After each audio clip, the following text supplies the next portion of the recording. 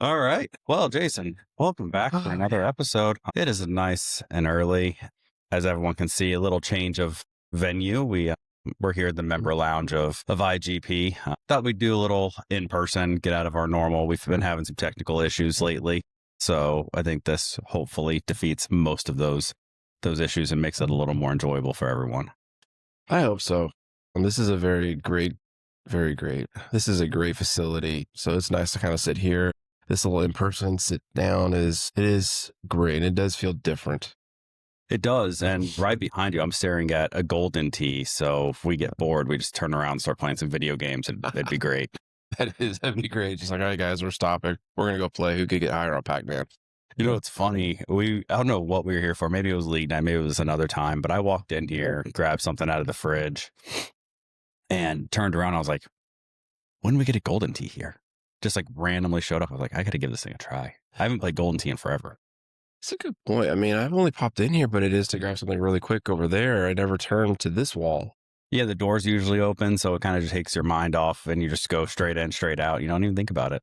Good point. The amount of times I've sat in here, turned something on, and just sat to work, whether it's reading emails or before a lesson or something like that, or even coming in here and editing it's actually really peaceful in here.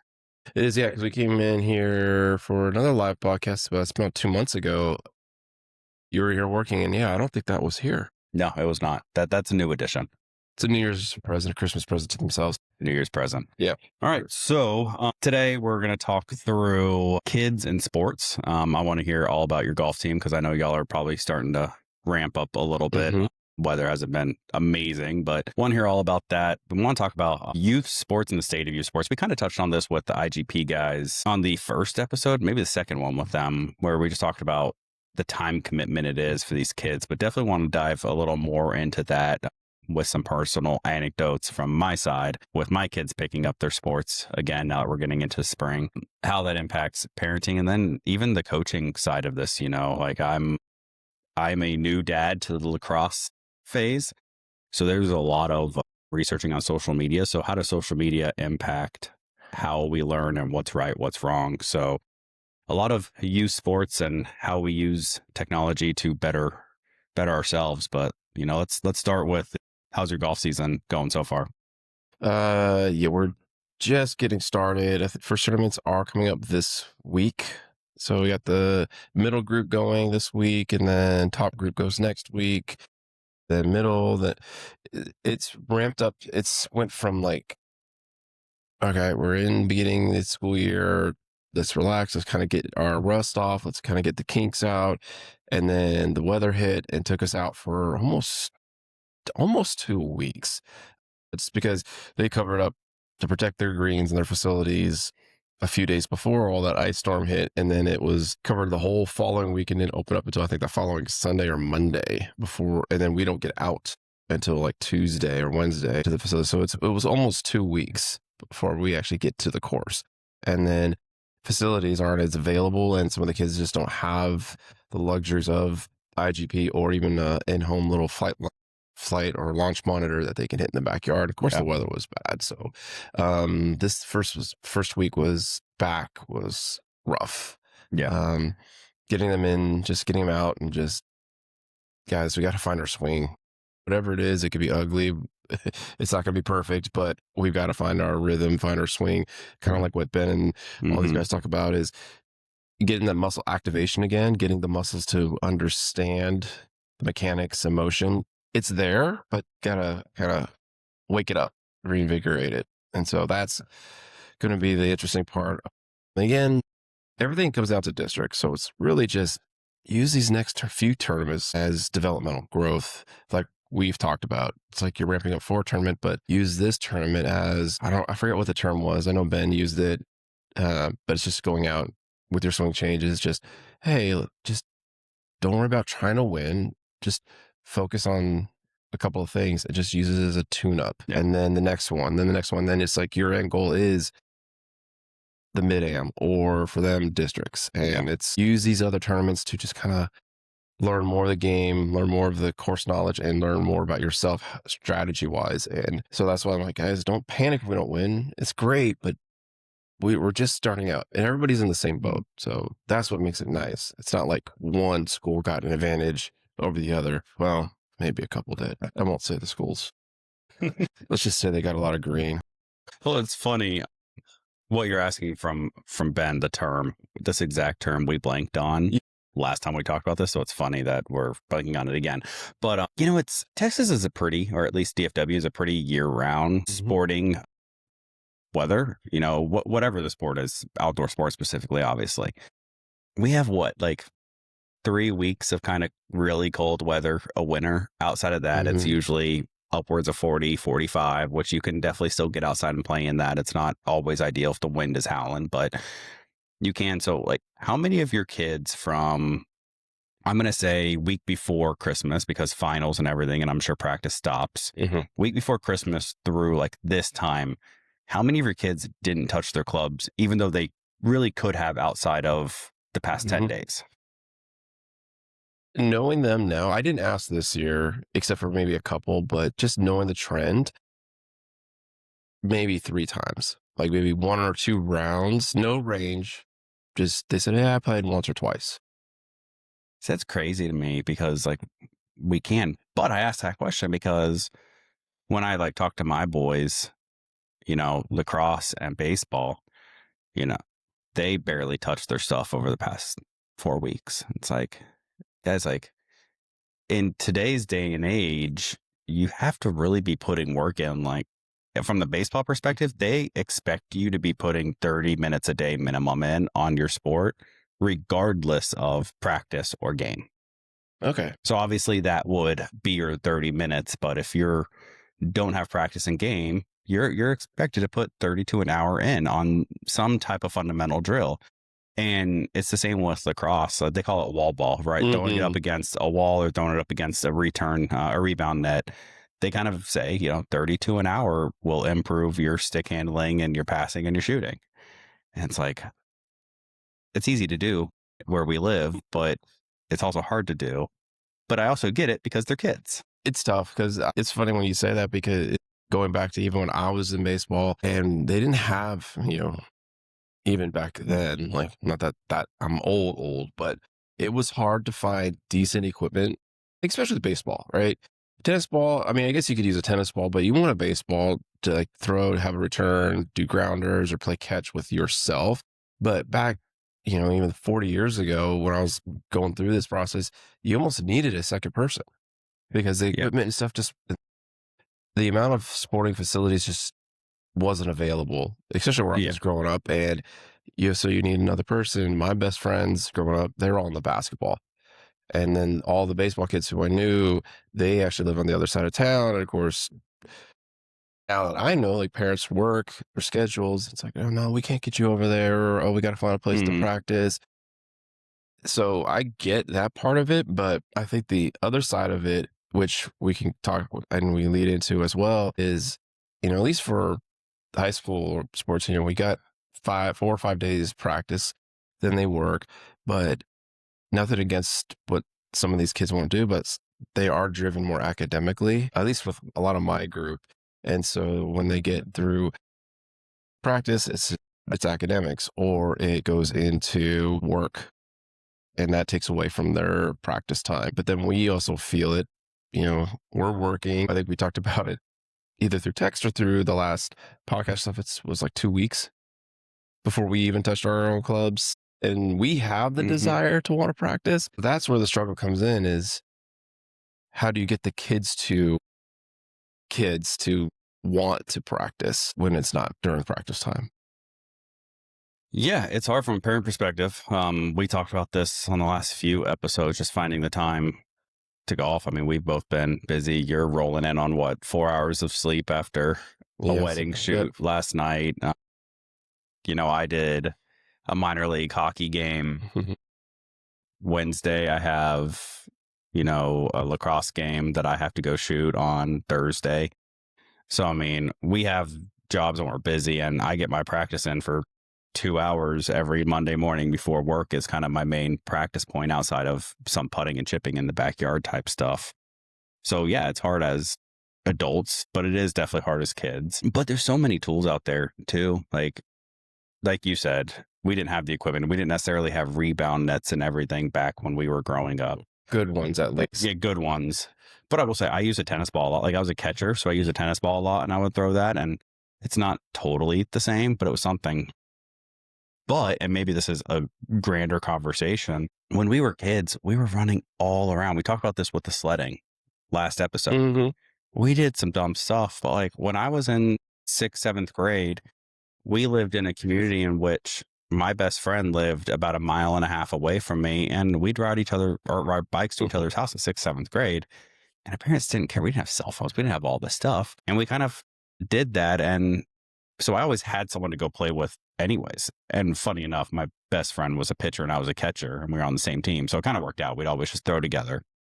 But multiple points there is kids don't really, unless you tell them exactly what to do, and this will get to the social media side of it, unless you tell them exactly what to do, they don't really think, what can I do to better my game? Unless they have someone to do it with, they don't always do it, And also there's the parent side of it of like, I'm not going to let my child ride across the neighborhood to go play with his friend that does play baseball. But it's like, I don't know that I trust you to ride your bike 1/2 mile. Yeah, it's funny. It's like the parent grip has gotten stronger, but weaker. And what I mean by that is my parents always guided me, but I would just go out and ride my bike. Like, we were 2 miles from like a shopping center where there was an ice cream store. I just told, like, hey, Mom, I'm gonna go get some ice cream. Okay, be back by. What? Either walked or rode a bike. We had a little lagoon. We just told, hey, we're gonna go down the lagoon, filled up a inflatable raft, no life preservers, no nothing. Just jumped in, rode it down and it's like, all right. The whole idea is go out, don't come back till you're muddy or dirty, right? Or when the sun. And some of that mindset is still with kind of like the country things, like we're experiencing with Miles and her family stuff. When he goes out, when we visit West Texas, it's more like, all right, get outside, go, get dirty. Like, we want you coming back dirty. And then it's just funny, like, parents are just, nowadays, they're so much tighter, like, about trusting their kids to go out and do that kind of stuff. But when it gets lax is when it comes to technology. They don't have a grip on their kids, and they don't teach them how to properly manage technology. And that's where they fall to. The kids are just into their tech.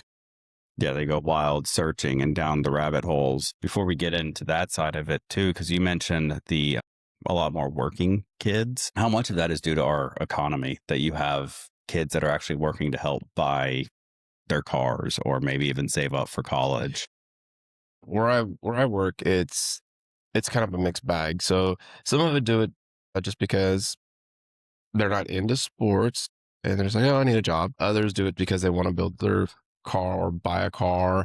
And then there are others who are doing it actually because they have to help provide for their family. And it is very tough to see all these different facets. And you got the other side of it where they don't have to work.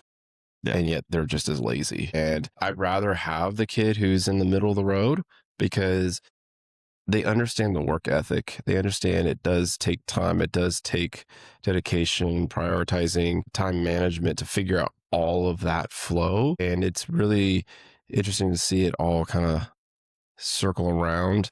And we're not going to get into it because this is kind of go down the rabbit hole and might get in trouble if I keep going with it. But it is a whole different trend. Even 10 years ago, or even before the smartphones really became big, with what I've seen between the students and how they interact, how they talk, and how they go about pursuing to become better in their craft. Yeah, I can definitely see that trend. And it gets kind of into the social media side, right? You have all of these quote unquote influencers, right? That's the thing. Mm-hmm. So if I were to ask you, during your upbringing and the sports you played, like, is there 1, 2, maybe even 3, like, big figures that you would say were maybe not mentors as an adult, but mentors as a child that helped define who you are today, whether it was through sports or teaching or whatever?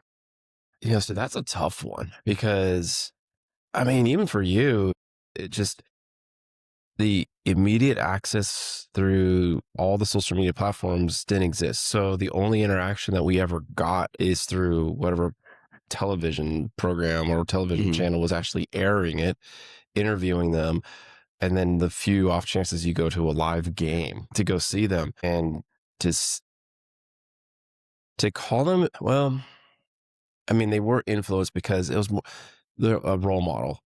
The Yeah, they're term was more more role role models, but model you versus an influencer. But yeah, and in your um, daily life, your personal life, you probably had coaches and mentors instead of influencers that were online. right, you have actual someone you talked to, someone you interacted with, and this is a whole nother conversation, but we won't touch on it. So as a role models, you would see them, and of course, you idolize people who get flashy, do great things. So, couple of like Michael Jordan, Johnson, Larry Bird, like basketball wise, they just grinded it out. They talked about their practice routines. You see them do it when they play the Yeah, yeah, games. Kobe with Mamba mentality. Right. You just have a whole different sequence of just like you said, mentality that goes through the process of how do I become better? And baseball is a little different. I mean, I grew up with the Oakland A's and watching them. And of course, you idolize, oh my gosh, was it Seiko McGuire, Dave Stewart? Some of that was in the Moneyball era. I was a fan of them before Moneyball. Then Moneyball came, and I would lived and watched it as the whole Moneyball. Yeah, so you got to see a sequence. bunch of kind of no-namers come up Yes. and actually play pretty good. You Yeah. see the definition of hard work and not this. And development of going through Yeah. the process. My girls know it, and I still do it. It's just obviously priorities and commitments have changed where, going through like, okay, we want to do this. And I'm kind of struggling right now. It's like, I want my cake and eat it too, but we have to shift. It's like, I've got to take care of bills, got to take care of the house, got to take care of Miles, dinner, food, and then I'm exhausted.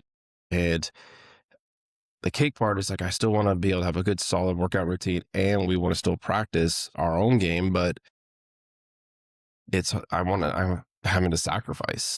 Yeah. And not that I'm not getting lazy on practicing and becoming better at other things, but it's just, you got to prioritize, and then there's not enough hours in the day. And I've had conversation with my students and even the girls and my players. I know them well enough, and it's like most of you guys don't have much to worry about right now. You have school, some of you have work, but you still have X hours that you could actually go to the range, or if some of you guys have a hitting bay or a launch monitor, like you still have time to put into the craft. Where us as adults are struggling to find the 30 minutes. Yeah. But going back to the whole influence thing is like, again, it was just role models. Like we just knew them. Either we read the paper, watched them on television.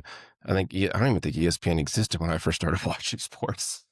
And then it just kind of grew. And then that's how I knew who they were. And then internet came along. I don't know.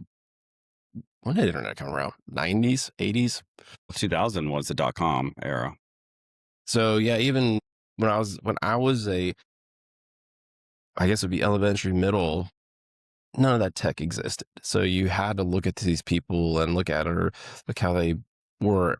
And you saw them only, no personal life, because it just wasn't out there with social media. It was just, you knew them as who they were as athletes.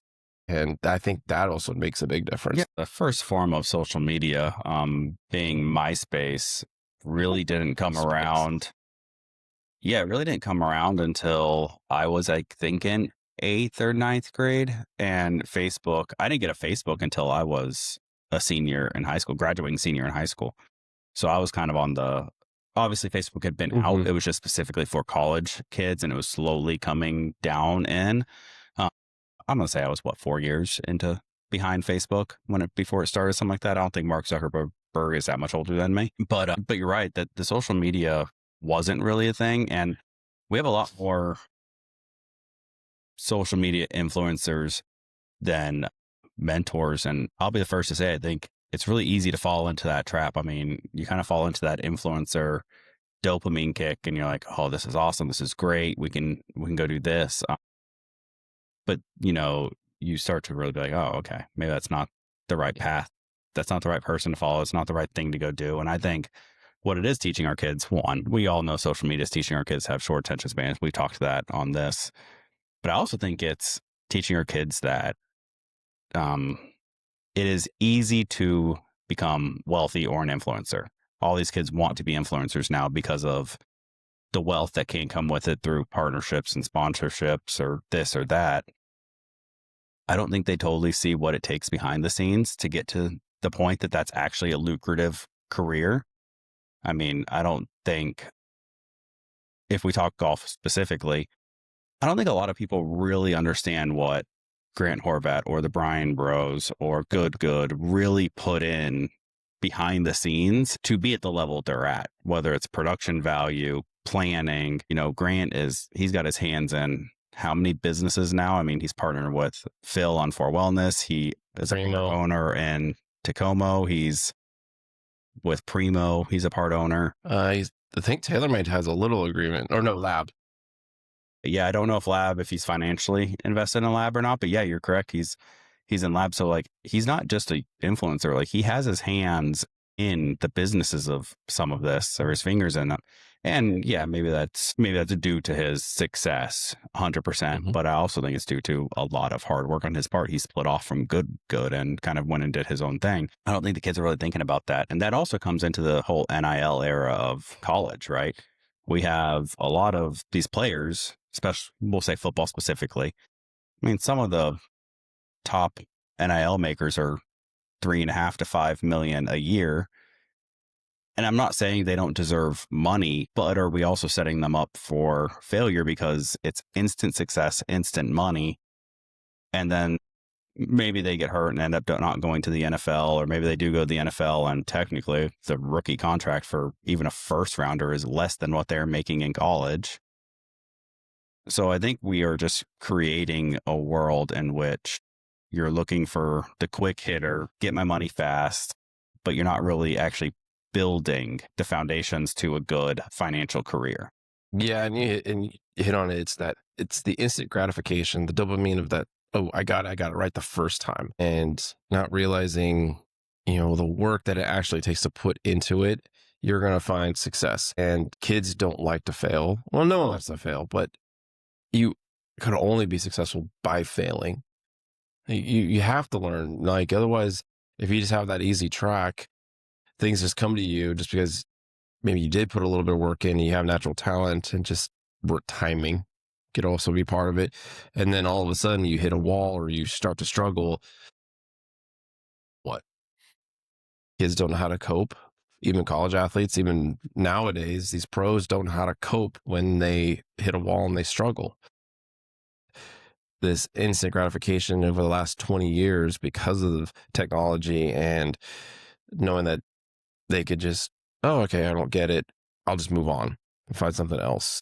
And just going through just the superficial process of whatever it is that they're going into and not diving deeper into it. And it's very hard to find few that are really passionate about their craft. Like, I only have one for sure, maybe 2.5 kids who are like passionate about golf. The rest are just there, like, it's not PE. Yeah. But I'm okay enough. I can play. And then outside of that, the only ones that I see that are super passionate are ones who are kind of have a trade or a skill class that they're going into through like ROTC. If they're into it, they're into it. Then they're taking it and they're committing. They're becoming great young people, like cosmetology kids. If they're into it, they're focused. That's a career driven path that they're going to put the work into. Choir, band, and the athletes, I don't see the same. Maybe just for the fame, or they want the fame. Of fame. They want the whatever it is that they're looking for, but you could just see it. There's the body language, the persona, and it's just like, in general, as a whole, the athletes aren't what they used to be, at least in high school. And of course, that bleeds over to college, bleeds over to pros. So there's like a big shift. Yeah, and I think part of it too, when you say the fame, I mean, boil that down to high school sports and our ecosystem, it's popularity, right? We're not talking about fame. Our kids aren't, on TV making millions. But I'm starting to see that a little bit with like my oldest. It's a lot about popularity. Like he was even trying to talk to our 4-year-old the other day about, do you know what popular means?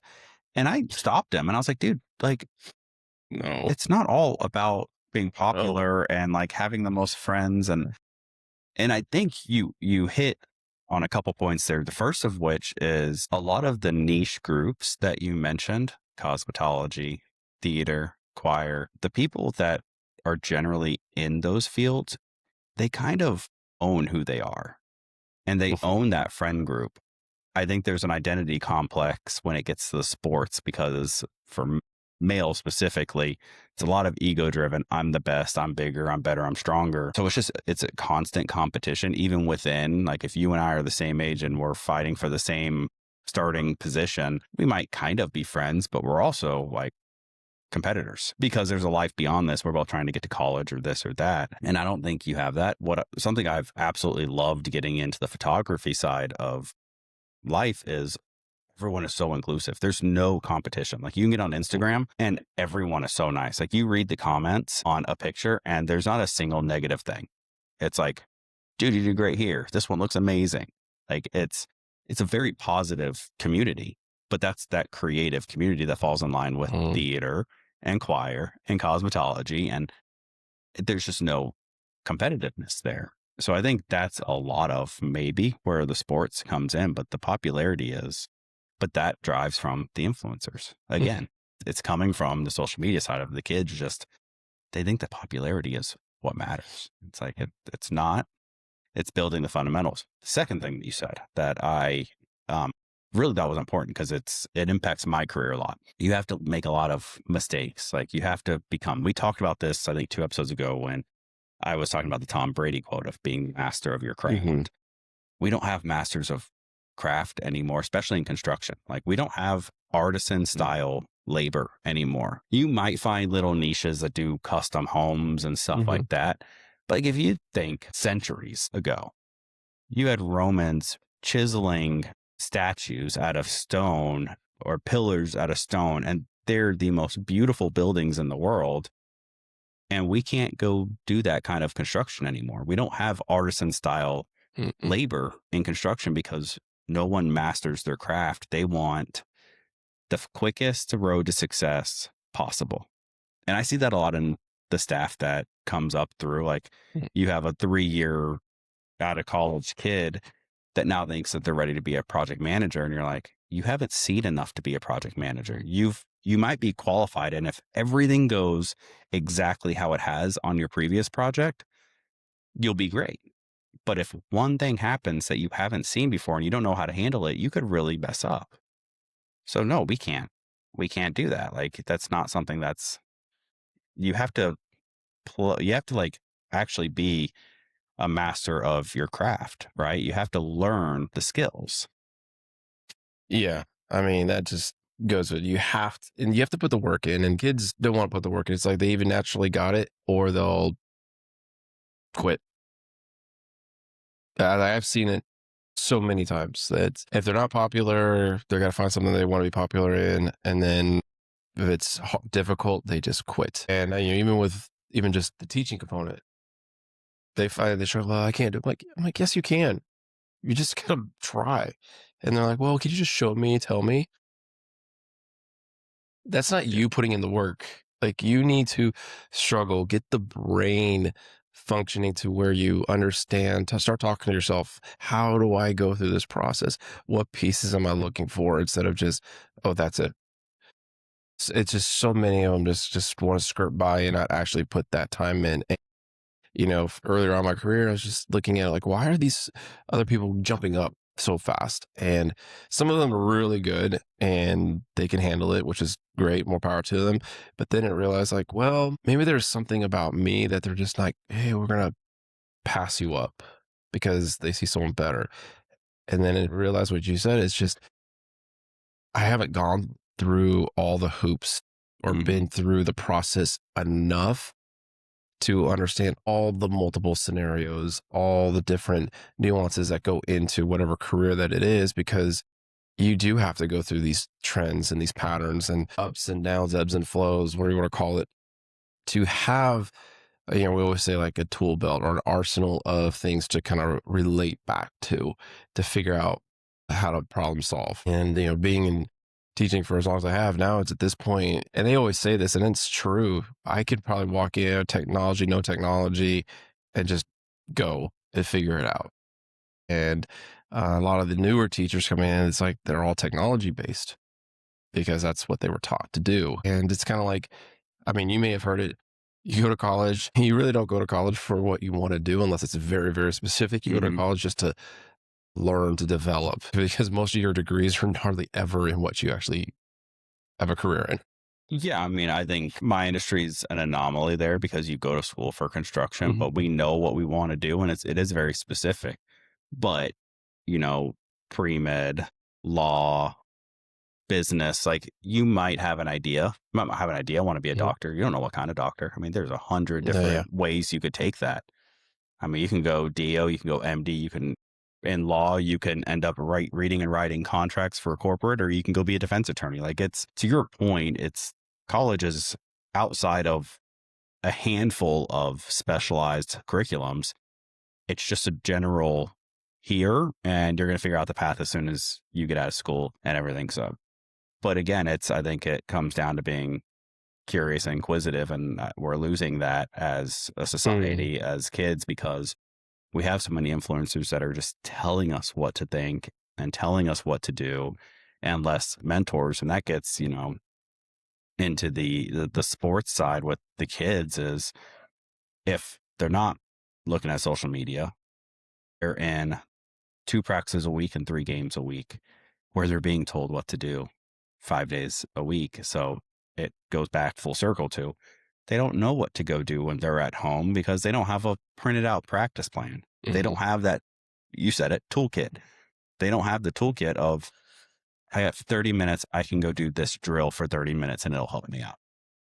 Yeah, and sports today are getting so, I mean, I love sports. I love what it can do, but it just seems like either the program or and some parents are just trying to develop the kids. Like the parents are trying to develop the kids to pay for college or Hmm. beyond. And like, oh, we helped you out, pay for you. And there's so many parents out there that want to try to reap the benefit of put their kids through and like, oh, you got a Yeah. signing bonus. Hey, help us out. Or coaches are just trying to get it to because they want to maybe go into that next level or be notarized as, hey, we won league champ or state champ. And it just comes down to the number of hours they have their practices. And I could see why kids get burned out with just games and what they've signed up to participate in. And then they're like, I don't want, and once we get done, they don't want to do anything outside. Like Yeah. they want to decompress. And this is true, but you could also, what you talk about, we could also do other parts of the game without actually doing anything physical. Well, and it's even just going and watching film. I think my oldest plays lacrosse on a club, right? So he has his coach for his team, but the club practices and the youth side, the varsity is separate, but the club practices the same time, all of the teams. And then they all break up into their 4 age groups and everything. So the main varsity coach that runs the youth organization will get them all together afterwards. And he said it best. He was like, you know, go watch basketball, go watch hockey, because there's a lot of similar movements in those sports to lacrosse, soccer, again, very similar. So, there's even stuff like that where you don't have to be outside, you can, but, and he said it, he was like, go on YouTube and watch, they call it box lacrosse, it's indoor Mhm. lacrosse, the NLL, or go watch, the college championship game. He's like, but don't watch the highlights. Go watch the game. Like, don't just try to get the quick hitters. Like, go watch the actual flow of the game. Like he said it. So I thought he said it really well. One, a good use of technology, and two, guardrails around how to use it. Because I don't think kids have the guardrails. But I mean, you get into a sport like lacrosse, and my son has practice every Monday and Wednesday, but he also has a weekend here in 2 weeks where he plays Friday, Saturday, Sunday. And what is that? In a 9 day, we'll call it an 8 day span from a Sunday to a following Monday. He has practice Monday, practice Wednesday, game Friday, Saturday, Sunday, practice Monday. I mean, he is touching his stick or practicing Mm-hmm. 6 out of 8 days. And it's not like that every week, but that's a lot. Mm-hmm. That's a lot for one sport. And we used to be multi-sport athletes. Oh my gosh, yeah. The multi-sport era is encouraged still, but we get kids and they ask, like even recently I'm like, hey, my kid wants to do this or I want to do this. I'm like, that's great. But I mean, honest, starting out, you could try to get your feels, especially if you're kind of bouncing between trying to figure out a sport. That's great. That's a great opportunity to try to sink in and dive in to see where you fit. But then at some point, you have to focus on one, especially if you're trying to become that top varsity guy or even a D. Again, it comes back to college. Like, are you going to be a D2 or are you going to be a D3 or D1? You got to be fully committed and to put the time in. And they're just not, it's just not there anymore. Still, you just don't see it.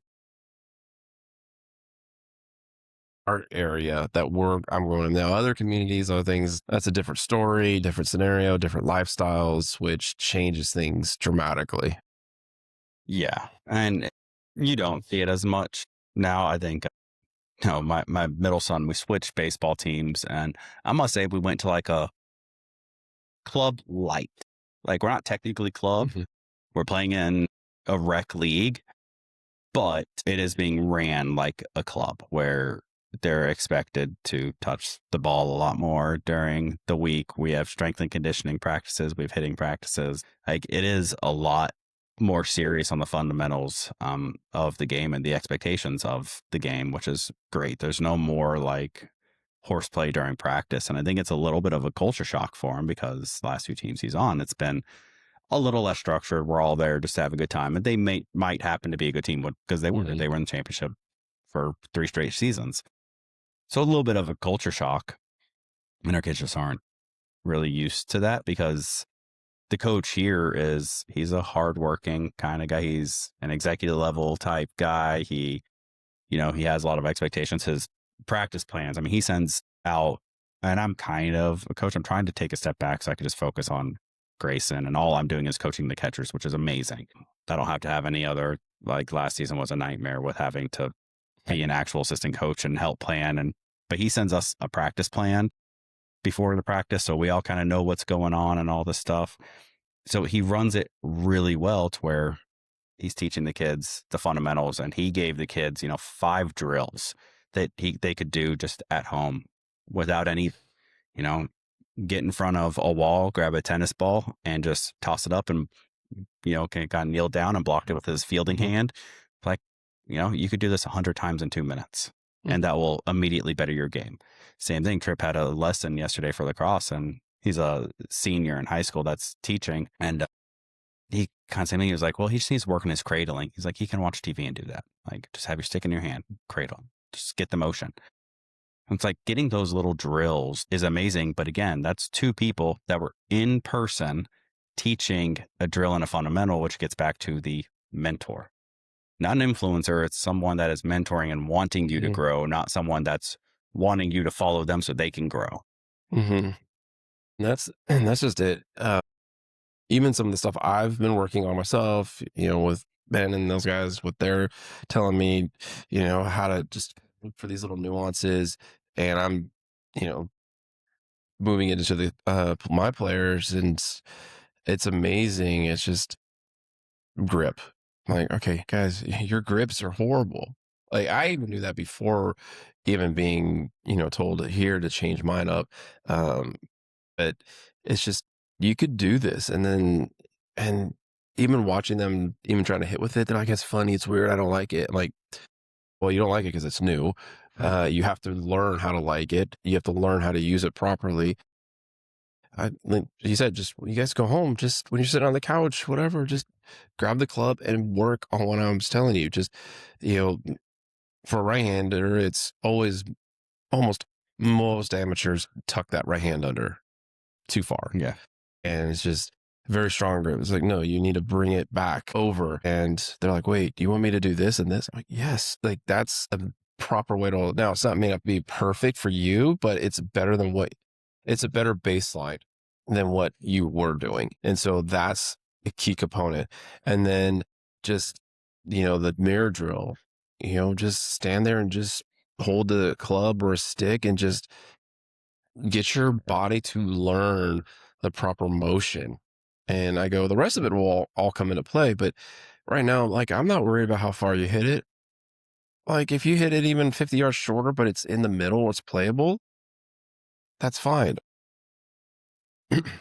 One kid, I was helping going through some the mechanics, and he was like, trying to change his ball flight and all this stuff. I'm like, let's just see what you're doing first. And he wasn't making solid contact, but I go, I don't care where the ball went.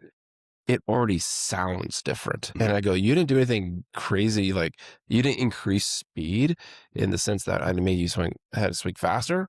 It just swung more efficient. If very efficiently, your body was in a better position, you're releasing the club better because of some of the mechanical stuff. And again, you revert back to it. It's a process, and they don't understand that. They want that.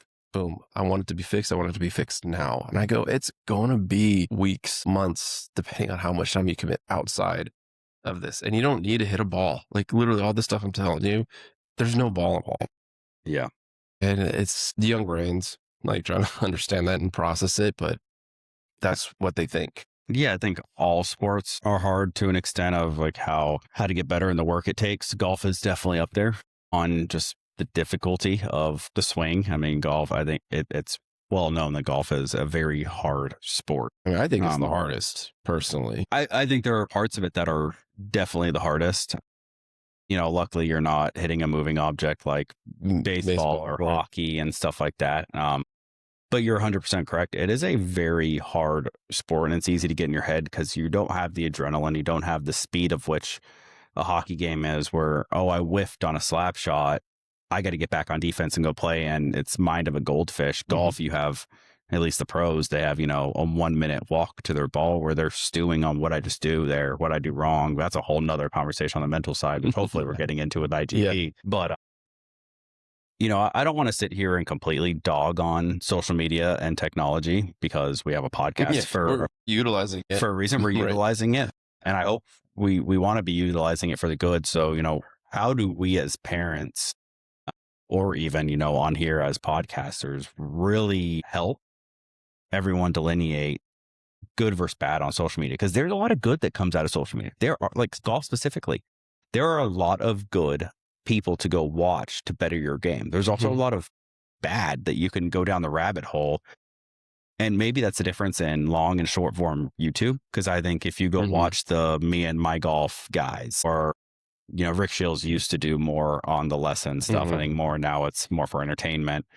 But if you go back, even I think his name is Mr. Short Game or something like that. I think so. Yeah. Because he also does like little 15-minute podcasts on his just by himself talking about stuff. They actually have some really good 5 to 10 minute videos. I tried to watch one of Mr. Short Games where it was that little one hop stop nipper tipping. It was great. Watch that. It was fun. It was informative. Could I master it? No, I just think that I'm much more of I need someone there with me to tell me what I'm doing wrong. But then you go on YouTube and you get the 30, 45-second reels on how to grip a club or how to do this or take it back this way.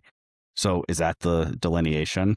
Yeah, it is hard because, I don't doom scroll, luckily, because I didn't grow up with the era of social media, but I'll use the platforms, even Instagram or Facebook, and you see these little pop up like articles, or not even articles, just say, hey, try this with your swing, do this. And it's not even a video, but it's just that. It's like, well, maybe it doesn't quite work. Or they give images and it's like the images almost look identical. And so those I don't think are very helpful. I like those little short games. I think it's Alex Elliott or Mr. Elliott. He has a couple different tags, but again, 10, 15 minutes, very clean, very specific. He demonstrates it himself.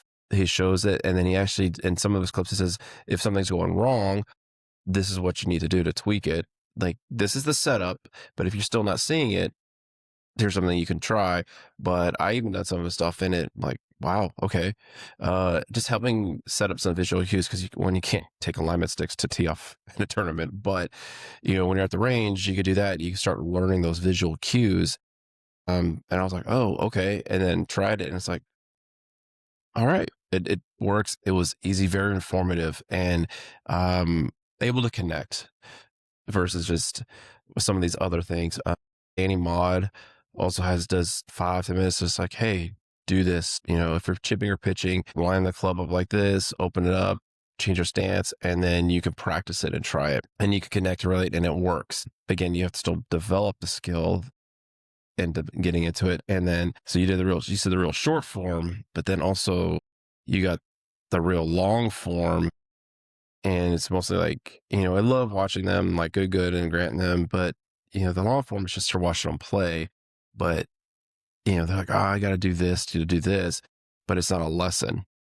Yeah. It's just, oh, I'm chipping up into the grain. Should I putt it? Oh, I'm going to chip it. But they've put the work in off camera to understand how to hit it properly when they're on camera. And then when you got a lot of guys, kids just watching these long forms, like, oh, I'm just going to chip it. Like even practice this last week, very similar. We were like 10 feet off, but it was just in a weird position with knowing what the green is going to do, and knowing that they're also not sharp chippers, just because it's very, very finesse. It was a downhill lie, very tight, kind of muddy, so very soft. And I just said, what are you doing here? I'm like, oh, I'm just going to chip it. I'm like, okay, you go ahead and chip this one, but I want you to consider this. Putt it. Like, what? I'm saying like 10 feet, but it's very tight. I'm like, it's a smarter, high efficient play compared to chipping. And so I go, what are you trying to do? And luckily for me, I didn't screw it up. I said, okay, here's some more. So I chipped it. I said, okay, you got one, you can hit it here to here. And I was able to do it well. And then of course he's like, okay, I'm still going to chip it. I'm like, okay, blades it, shoots it across. I'm like, all right, drop another ball, putt it. And he putted it, and he's like, huh. I go, I'm not saying you have to do this. And I think that's the other part. Some of the kids think it's like, as a mentor, coach, role model, I think they take it too literal for what I'm saying. They're like, oh, he told me to do this. I'm like, I didn't tell you to do this. I said that is something you can do. That is something that is an option for you to do, because you need to consider all your variables and understand what's going to be the most efficient play. And we talk about this, sometimes we were playing I'll do stuff just to screw around, but if in a tournament scoring, I would probably think differently. And I go, you guys are trying to prepare for tournaments, so you have to think what's going to minimize the damage. Your chipping isn't the best. There's a higher risk of blading it or thinning it or chunking it, and you're nowhere close to the hole. So why not putt? Who says you can't putt? I think in their heads, they're like, I see pros do it. I see all the YouTubers do it. So goal is to get the ball closer to the hole and right? Mm-hmm. So what's the best way for you right now to do that? Well, I think that boils down to athletic instinct.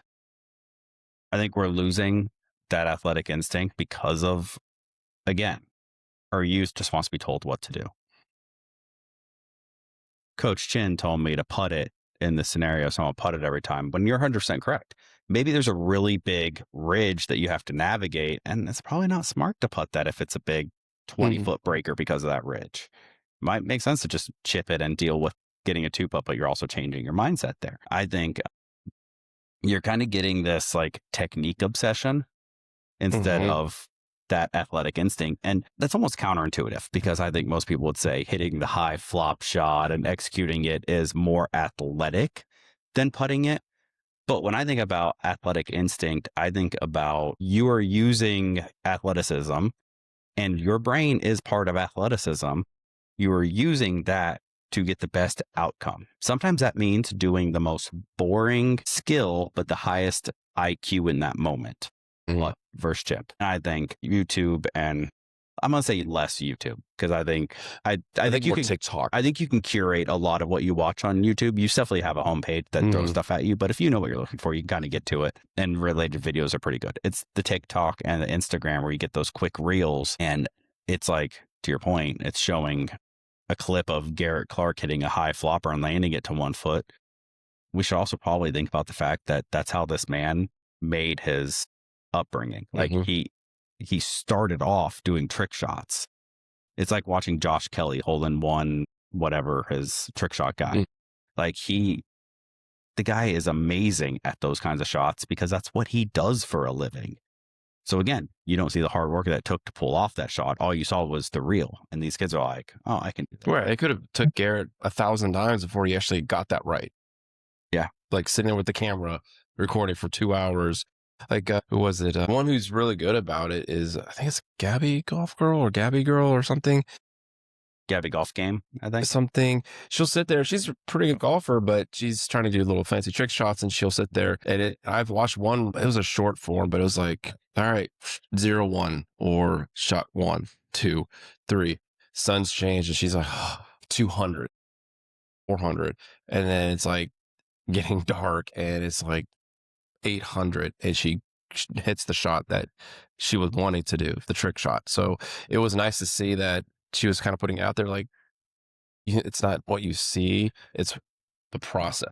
That's also why they're so good. That's 800 shots. I mean, we talked about it. Yeah, that's right. She put in 800 shots to do that. You and I talked about it where Ben was wanting me to hit 500 to 1,000 balls a week, and she's sitting there in one day hitting 800 shots for one specific thing. So, I mean, yeah, of course, they're good golfers, and they're good for a reason. Even the trick shot people, they're Mac Boucher, some of the best hands on the internet. I mean, the guy is...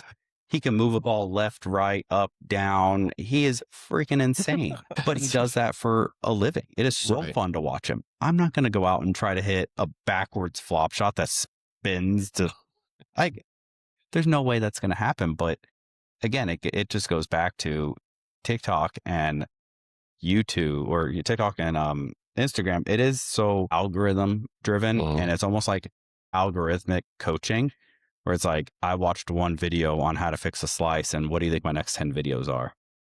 It's how to fix a slice, but they all have a different nuance to them. And now I'm doing 20 different things to fix one problem, and I'm actually getting worse than better.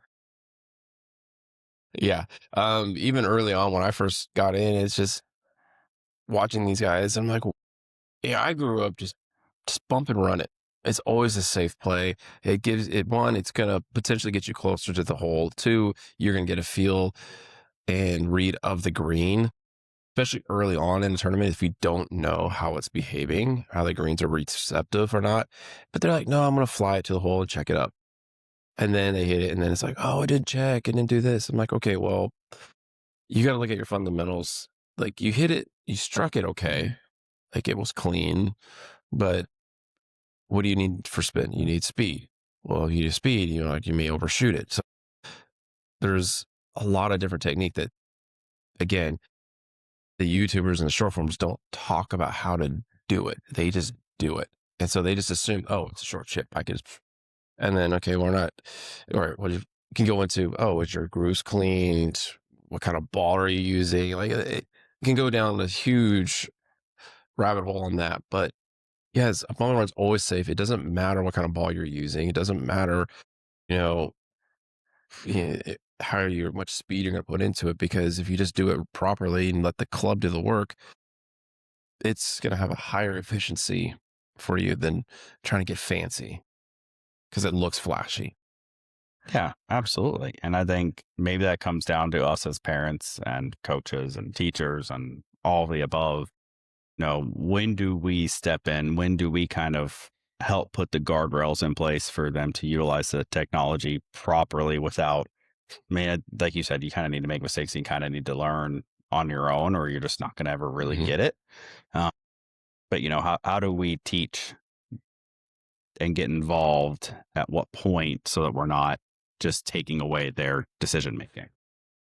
That is a tough one, because if they're deciding to do that, that means they're wanting to go through that process and watch it. And you don't want to say like, oh, stop watching that. Well, it's for practice, but I think there's also maybe a guardrail. Do it on TV and not like on your phone. I like that. Because, doctors and all them, like, how much technology are they on? How much are they screen time? And we've talked about this before. I don't justify the screen time with TV the same as a phone or a tablet, like right there, where you can get that dopamine hit by changing and pushing buttons at the screen and seeing that instant. Because the only thing you do on a TV is just forward or back. You can't like Yeah. put, and having up there, it puts you in a different state of watching and observing versus on your screen. And even laptops, that's another like iffy because we have a lot of students that watch like game film on their laptops. You still have the ability to change pretty quick and get Yeah, distracted with other stuff. you do, and you can start typing and stuff. If it's a TV, I mean, you can even take the remote away and just have them watch it, and Yeah. they have no control, but at least they're still learning and observing, kind of like what we used to do when sports were on TV. We couldn't do anything but learn and watch Yeah. and observe. So if we were to curb it a little bit, that would probably be one way to go, like, especially the phone for sure. Because you said, oh, text, oh, snap, oh, new TikTok update. Yeah, so the phones are definitely got to go. And then like tablets and even the laptops, if they're synced, they'll get their banners, their pop-ups, and the TVs. I don't set it up to, but in TVs don't do it. They don't get all those notifications.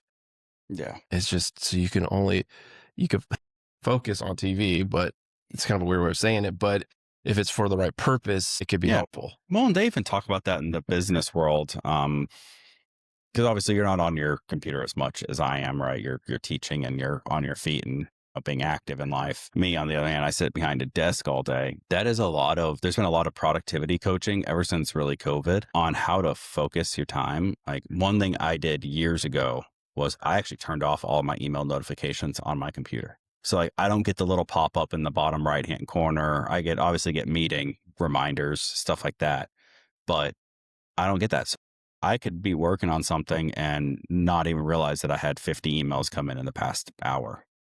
And yeah, it's kind of annoying because I'm like, oh, You get the bubble with like so many numbers of emails. it's that, or I get a text like, hey, I need you to read that email. And it is actually a critical email that would have been nice if I'd been notified because I needed to stop working for that one specifically. Also, fire drills really shouldn't be happening that much. So maybe that's a whole nother conversation. But to your point, it's, you're not on your phone where you're getting a text and now I'm texting instead of watching the video, or now there's not that, there's some guardrails you could put around a computer to turn off notifications maybe, but you can still, it is easy to switch and now I'm doing this instead. Or like split screen it.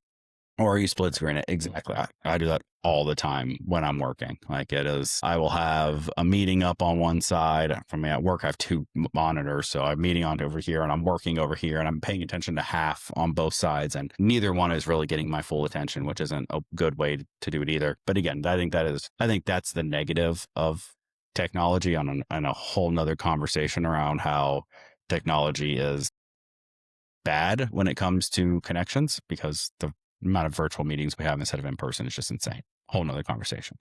But I think there's definitely guardrails that have to be had. I like the TV idea because you put it on something that you think is good, or maybe there's a parameter like, hey, go watch a lesson video. Here's the coaches that I've vetted that I like. Go watch whichever one you want because they're going to learn some good stuff. And again, there's TikTok specifically. There is good there. There's one guy specific, and I'm blanking on his name, but he does catching tutorials and they're like skin quick hitters, but he walks through, have you ever seen a catcher do this? Well, this is why it happens.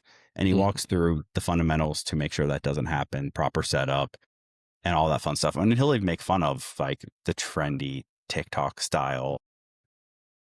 He's really good. So there is good out there. It's just so hard to manage what your kids are watching on a platform like that. Yeah. So many of them, I have noticed a trend. It is better than years past. Years past, it was them what? Well, there's like two niches. There's ones watching people using TikTok or YouTube, one of those, watching someone else play a video game. Oh, my boys do that. Like, why don't you just play the game? You might actually learn something. So that always confused me. And then the other was watching people do stupid stuff because it was entertainment. And like, we hear of is all those warnings, like the whole Tide Pod challenge, or what's the other one?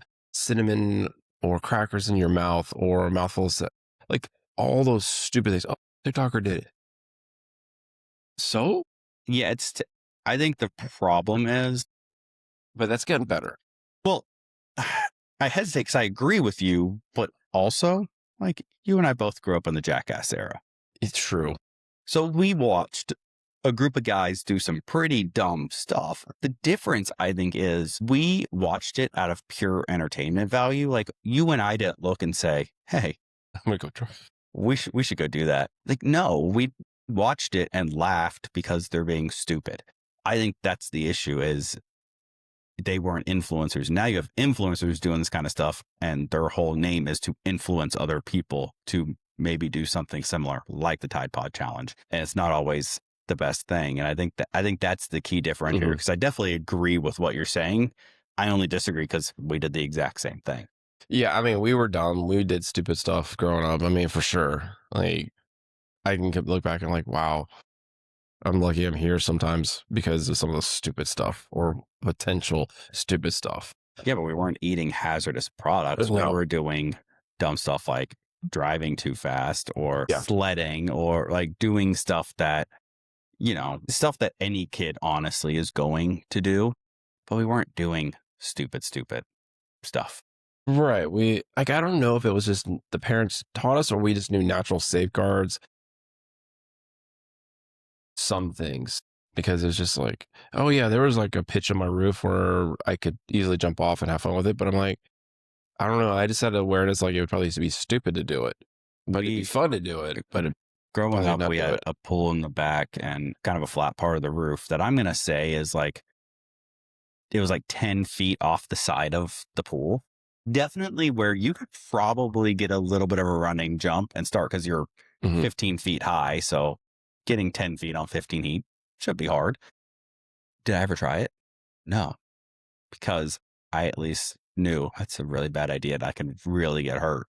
Nowadays, you see people do dumb stuff and you're like, did you not think through how bad that really could have gone? Right. You want to misstep, you're dead. But it goes back to the influencers, and they're wanting that interaction. They're getting it, so they're going to keep doing it.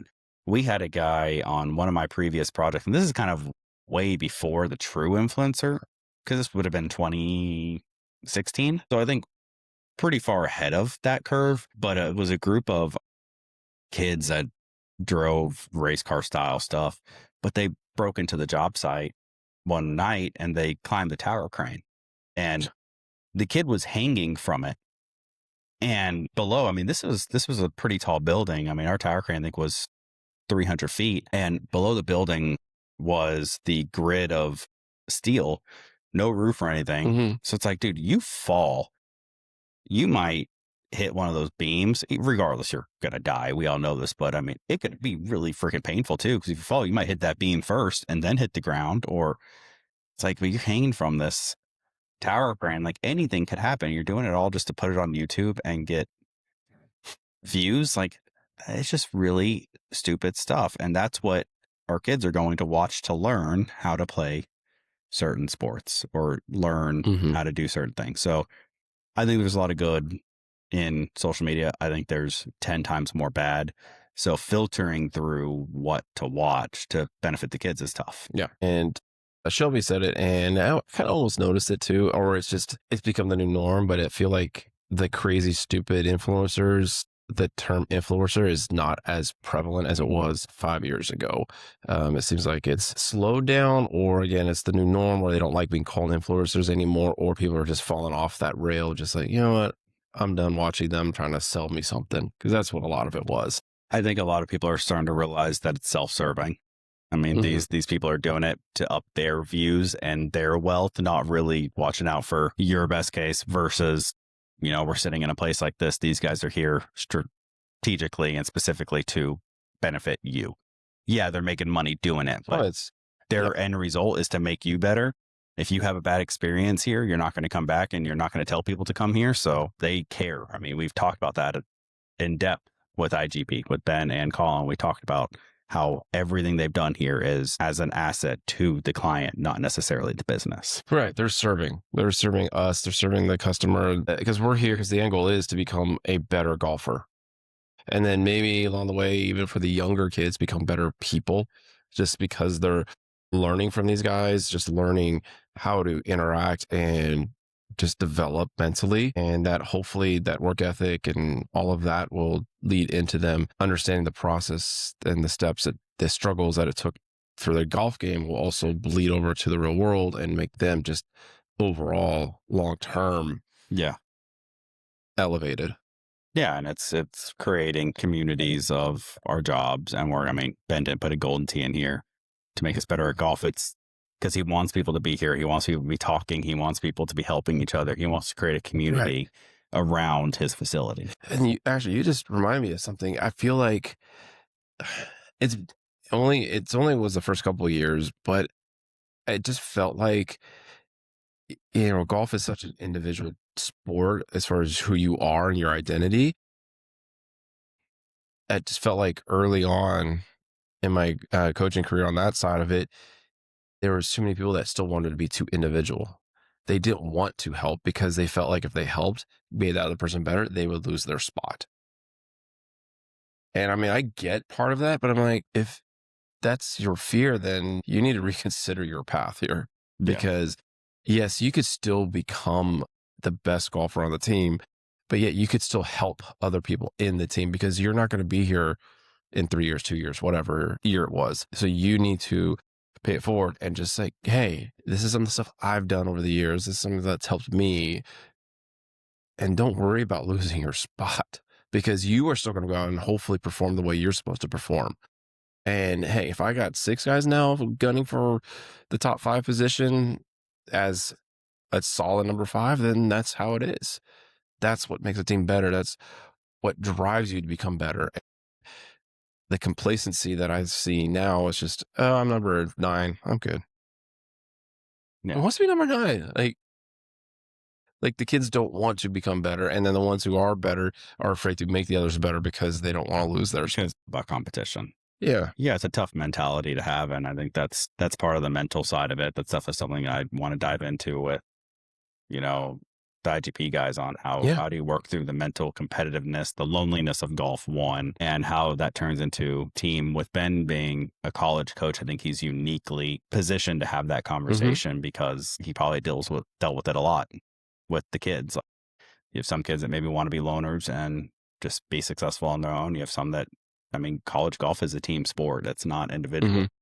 So I think that's, something that we dive in with them and really understand, like, how did you coach around that when you were at UNT and Henderson? And I'm sitting there going, man, when I was in high school, I was gunning for the number 1 guy. I may not have, I just want to be the best. May not have ever had the talent or the skill, but it's just, I want to match up with them. I told Grayson yesterday as we're driving to baseball, kind of prepping him. Hey, we haven't played for a little bit. Just FYI, like, this is a new team. So this literally was a whole new team. Just starting. This is a new caliber.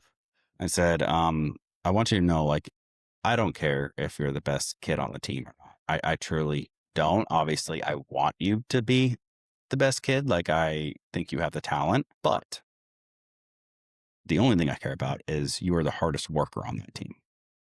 That's all I care about. You work hard. I don't care if you're the worst kid on the team. I don't care if you're the worst batting average. As long as you're putting the work in to get better and to show everyone else that you're working hard, that's all that matters to me. And I just think that that's what it comes down to is, like you said, you're gunning for the top spot, but I might not get it. You're right. You might not get it. There's a reason you and I are sitting here and not on tour or whatever sport we were chasing at the time. For me, it was soccer, right? There's a reason I'm not playing pro soccer. And it's not the fact that I'm 36, right? It's because I wasn't the best, but I worked hard and that's all that matters. Well, and that hard work mentality led into the overall career. Exactly. Everything, like life, it leads into it. And that's a lot of things that I've seen where I've had students go off, they go to college, and then they're back home within the semester.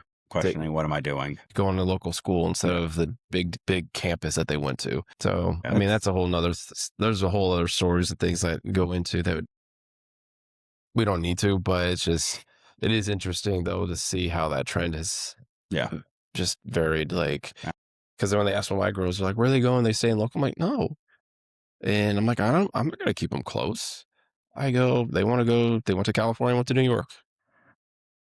yeah. That's what they did. And I just hoped I prepped them well enough to understand what they're getting into and that they could And to be successful. utilize and learn how to be successful on their own. Yeah. And it's so far it's paying off. So it sucks because you don't see them very often, but that's how you grow. But they're living their life. And, Yeah. you know, now y'all are, granted, you have Miles now, but I mean, that's the stereotypical is your kids go off and now you kind of live your life. And, you know, I can tell you when our youngest is gone, I'll be 50. And that's when Casey and I will get to travel and go see the kids in college and, you know, kind of bounce around and do other stuff. And like, that's kind of when our second part of our life begins. And I'm equally as excited about that as I am raising the kids and them being able to go off and do their own thing. And like you said, yeah, obviously I want my kids close, but nothing would joy me more than for them to truly go off and do their own thing. And I'll at least know that I did something right because they feel strong enough to be independent and go across the country and start a new life. So the fact that you did that with 2 girls is amazing. And hopefully, you know, you maybe do that with Miles as well. I hope. But yeah, I was sitting here going, gosh, I was empty nesting.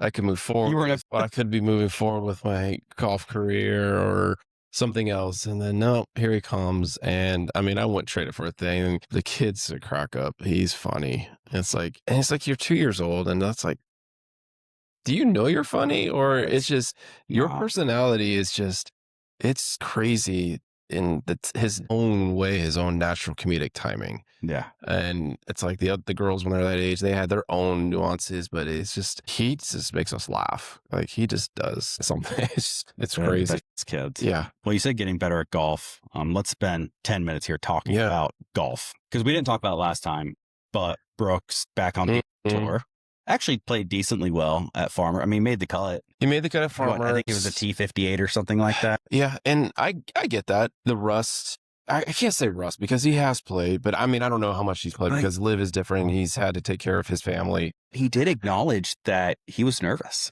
which I think from an elite player like that has performed so well in majors. And I say majors because that's who he is. That's who he is. And he was nervous to be at the Farmers on the PGA Tour. That's got to say something about Liv versus PGA. Yeah. Liv was just very flashy and obviously the money was huge. Now it's not. They've definitely have pared back. I've read articles and things that saying that the signing bonuses aren't going to be there. And then the prize money is just not going to be there. Say it's lucrative. Because I was thinking about this the other day. I definitely think it was lucrative for some. For those, that initial pull that they grabbed. But even the initial pull. So we think about this. Bryson signed a huge, I think he was 200 million or 250, something like that. He was one of the bigger ones. I want to say Brooks was 100. Brooks was there for 4 years. He still had a year left, or did he sign an extension? Still had a year. I think he had 5 years overall. So he had 1 year left. But if you look at, I think Brooks was 100, and I don't know what they were making because the initial thought was you make this up front, but anything you win kind of goes towards that, not above and beyond is kind of how I read it. So if you won $5 million, that just goes towards the 100 guaranteed or something like that. That's kind of what I thought it was. I could be completely wrong. It could be. And that could be why some of them, I don't know. But that's what I'm saying is, okay, 100 million over 4 years, we average that out. That's 25 million a year. Do we think he wasn't going to make 25 million a year through all of the programs of the PGA? Because you have the player improvement or player impact, the Aon, whatever that pays out. Obviously the FedEx Cup, you have all the tournaments. And I get because of Liv, all of these are more lucrative, but Scotty made 60 million last year. So he's an anomaly. His caddy made more than half the PGA Tour. He is, but if we think Brooks is in the top 20 players on tour at any given time, are the top 20 players on tour making less than 15, 20 million? I don't know. I haven't done that math. But in the grand scheme of things, could he have saved himself a lot of mental anguish on dealing with going to Live and that whole process and still made that same 100 million in 4 years? it could have been 75 million, but he still would have made plenty of money to live off of in his life, his career. But I didn't listen to all of it, but I know a lot of family was a big priority. It was, yeah. And they play all over the world, and so now you're gone. Like with the PGA, he could be a little bit more selective because there's more events, and he can keep it more local. And yeah, I mean, there's a whole Florida swing that he can essentially just stay at home. Yeah, that's a huge difference. And of course, obviously, the money has changed. The approach has changed a little bit. I mean, it's been so long. I don't even remember what was some of the major complaints aside from money, why they wanted to live versus PGA. I know Phil's got his opinions about it, but I know it's like, at the end of the day, it's like it's golf. You have to work hard. Tigers, it's like you've got to put to work in. Like, and I know you're pushing out there, and other athletes, football, and them are getting guaranteed money. PJ's no guaranteed money, especially if you don't make the cuts, and then you have to fight for your card if you don't make, was it top 100 now or something? So you have to grind, and then you have to put the work in, and it's tough. But there is something to say that the approach Liv took has changed things. And I know Patrick Reed is coming back. Yeah, that was interesting. I didn't realize that he retired prior to getting the suspension. So he's able to come back through a little bit different. Well, he's able to come back as essentially a new player through qualifying through the DP occasions, or instead of Corn Ferry, since he does DP, he's going to use the DP to get back onto the PGA Tour. But I mean, I think he still did all the live events, but he also did whatever DPs and still built up his portfolio, and he made a different path for himself. But the big caveat there, the big distinguisher that I know I didn't realize was he retired from the PGA before the suspension. Mm-hmm. So because he retired before he got suspended, it's a huge technicality. Yeah. Because he would have been suspended if he had stayed, just like everyone else. Just like all of them. But since he retired, it was like, okay, it's actually kind of smart. Like I don't know that. Well, and I think it could be part of it, but maybe not a big critical. But I know Liv is now going to 4 rounds, 72-hole format. Well, that's definitely a big part of this, because Bryson had those comments, 2 weeks ago or a week ago, when press conference they asked him, and I think he point blank said it's not what we signed up for. Maybe not in so many words, because I don't want to get in trouble there. I think there was a lot of context and nuance to his statement. He's been very political on how he's answered those questions. But I definitely think that going to 72 holes is massive. They're now getting world ranking points, but there's a caveat to that, though. Well, and the problem is all the players have dropped so far that their strength of field for the world ranking points isn't that high. Mm-mm. It's not as good as it would be if you were on tour. And I don't know how it compares like a DP, just because obviously DP has a lot of entry level guys that are coming up. But it's interesting. It's a part of the game that, you're not growing up and didn't even think anything about it. It's just like, oh, they're going to play golf. Oh, they won. They didn't win. Nothing much more to it. But 72 holes, bouncing around the world, playing less tournaments. To me, it's just the money, whatever, you grab it, you go, but you left because you wanted fewer tournaments. The PGA, you could have, you pick what tournaments you want to go to. So you still could have had an 8 to 10 round season instead of the 20. Just hope that you play really well in those and you make the money. I mean, granted, you'd still have to perform and do that, but so to me, that excuse was kind of like, I don't know, especially if you're a top ranked player. Like, you're going to play well, you're going to be competitive. Like, even I think top 10, because I want to say Joel Damon said something. He did play real well. He made he got in on he got in because of the whole Brooks Koepka thing. He got into the Farmers because that was the whole thing. Like Brian Rolapp, the new commissioner of the PGA Tour, said, we're not taking a spot from anyone. We're actually going because they wanted them multiple. They had to have so many. So Joel got in because of Brooks, and then Joel ended up being a top 10 and made $300,000 in one tournament. And they helped his FedEx standings, I think, because wasn't he on the border of losing his card, I think, within the last couple of years? Yeah, obviously we have a full season ahead of us, but yes, he's at the top of the board because that was the first real big tournament. Yeah. So he's got good points. I haven't looked at how he's doing at the Waste Management. He's from Scottsdale, so I think he made the cut, which is always if you make cuts, make the cut, you make money. And if you make, I think it was somewhere along the way. It's like, I think if you play whatever tournaments, let's say you play like 15 tournaments, 12 tournaments, and you make the cut in 10 of the 12, you'll probably be fine, especially the way that it's set up. And making a cut in a signature event significantly helps, one, his financial standing, but two, his FedEx points, which will help get him better status going into the other signature events because he's not automatically qualified for them unless he meets certain criteria. So I think there's plenty of opportunities, but I think this unintentionally touched on exactly what we've talked about this entire podcast of you can chase the quick hitters and the quick money just like the guys at Liv did. And now we have 2 of the Liv guys coming back.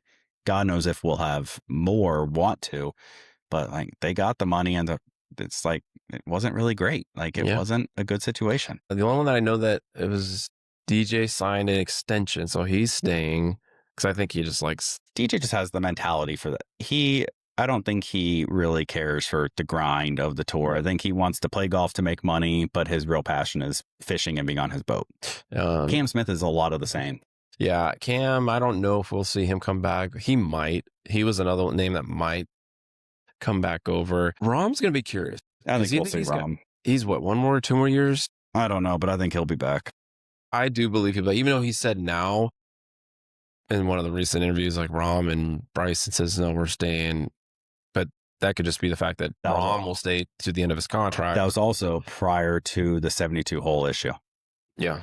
Because that was pretty soon after Brooks came and they asked them and they were like, well, no, we have our contracts. And I think the 72 holes, I want to say both of them made comments that that's not necessarily what they signed up for. So be curious. I know Rahm's definitely got a year, maybe 2. Isn't Bryson, this is last year? This is Bryson's last year. So and he's going to be positioning for a pretty big payday if he stays because he has got the leverage. He is the face of Liv right now. Right now he is. He is with the his guy. social media. He is the face of Liv. Yeah, I'd be curious to see how he goes forward with it because he can go with it or go without it. Yeah, he's good enough. He's good enough to be on tour. I mean, well, he won the U.S. Open 2 years ago. So yeah, he won the U.S. Open. He's been pretty high up there. I think he was pretty high up at the Masters last year. I think so, if I remember correctly. Well, yeah, him and Rory. No, that was the U.S. Open because Rory choked on those putts. No, but even at the Masters, you're right. I think they were paired together in the final third. Were they together? Okay, I can't remember now. I think because you're correct. He was very competitive. I think because because Bryson and Rory didn't play together in the U.S. Open. Rory let it slip. Bryson came in behind and won it. And then I think they were paired together at the Masters, that final round. I think you're right, because Bryson said he didn't say a word to me. Yeah, I think you're right now. And he just and I think Rory was starting behind. Wasn't he? I can't remember, but they were like 1 and 2. It was something like that. And I think Rory gained ground quickly, then slipped it up in the middle of the round, and then obviously I came back and won. Yeah.